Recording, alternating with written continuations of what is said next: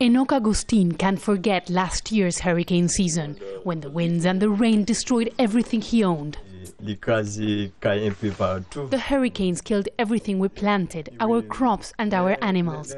The water is undrinkable. Since then, my girls are sick. He lives in Impartial, about 3 hours away from the capital. 1 year later, his family still suffers the consequences of the 4 consecutive storms that devastated entire regions of this poor country. This little girl's father is telling us that she has all rashes on her skin and diarrhea because of the contaminated water here in the area. The storms caused damages estimated over $1 billion, and at least 800 people lost their lives.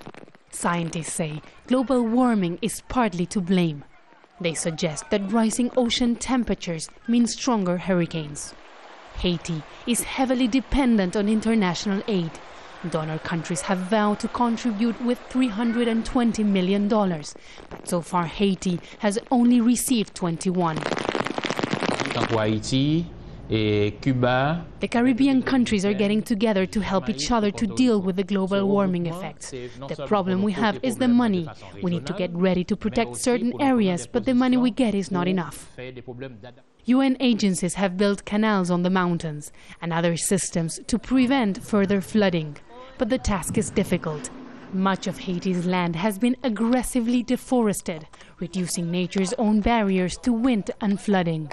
These mountains that you can see behind me used to be filled with trees, but most of them were cut down, leaving entire villages like this one completely unprotected from the mudslides. The agencies have also stocked food and water in strategic locations, so that if the roads are blocked, fewer areas will be isolated. People like Rosemary say that she doesn't expect any kind of help anymore.